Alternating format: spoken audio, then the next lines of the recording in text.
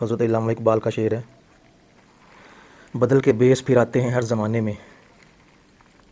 اگرچہ پیر ہے آدم جواں ہے لات و منات، ایک سجدہ جسے تو گراں سمجھتا ہے،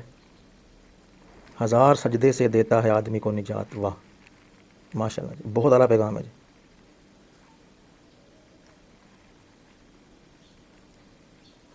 چلیں یہ خطاطی بھی ہے اور ساتھ ساتھ علامہ محمد اقبال کا پیغام بھی۔ اس میں پتہ کہنا کیا چاہ رہے ہیں عبداللہ بھائی، پتہ ہے اس میں وہ کہہ رہے ہیں کہ کفر جو ہے نا وہ ہر زمانے میں ہر دور میں بیس بدل کے آتا ہے، اور اگرچہ پیر ہے آدم، یعنی آدم جو ہے نا، پیر مطلب بزرگی، بوڑھا ہو گیا ہوا ہے، آدم جو ہے وہ کفر کے ساتھ جنگ کر کر کے مطلب عالم پیری میں آ گیا نا، بوڑھا ہو گیا، لیکن کفر ابھی بھی جوان ہے۔ لات و منات استعارہ ہے بیسیکلی کفر کی طرف، کہ وہ جو جھوٹے خدا ہیں وہ ہر دور میں ہوتے ہیں، اور وہ اپنی کوشش کیے جا رہے ہیں، آدم بھی مقابلہ کیے جا رہا ہے، لیکن مقابلہ کر کر کے اس کی جو اس کے اندر کمزوری آ گئی ہے نا، اور ایک یہ بھی اشارہ ہے کہ کفر اپنی جو ہے نا وہ طاقت، یہ کہہ لیجیے کہ اپنی پلاننگ سے باز نہیں آتا، وہ ہر بے استعمال کرتا رہتا ہے، کوئی نہ کوئی، وہ ہر دم جمع رہتا ہے، تو بندہ مومن بھی جوان ہونا چاہیے نا اس کے مقابلے میں۔ ایک سجدہ جسے تو گراں سمجھتا ہے، گراں مطلب بوجھ، اپنے بدن پر اپنے ذہن پر بہت لوگ بوجھ سمجھتے ہیں نا، کہتے ہیں اس کو بوجھ مت سمجھ، ایک اللہ کو سجدہ جو ہوتا ہے نا وہ ہزار سجود سے، ہزار سجدوں سے آدمی کو نجات دے دیتا ہے، یعنی ایک اللہ کے در پہ جھکنے والے در در پہ نہیں جھکتے، پھر مراد یہ ہے ہزار سجدے سے دیتا ہے آدمی کو نجات۔ اللہ پاک اس مرد قلندر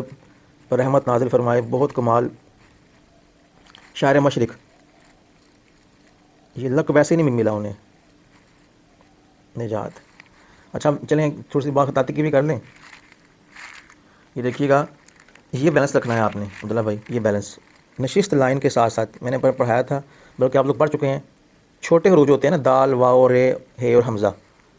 چھوٹے حروف، یہ دیکھیں گے، یہ دیکھیں، یہ لائن کے ساتھ آتے ہیں، دائروی حروف 3 اس سے اوپر 1 اس سے نیچے، ٹھیک ہے، اور یہ سیٹنگ ہے کہ کس حرف کو کہاں پر سیٹ کرنا ہے۔ یہ اب یہ اس کو اب تذہیب کا نام دے لیں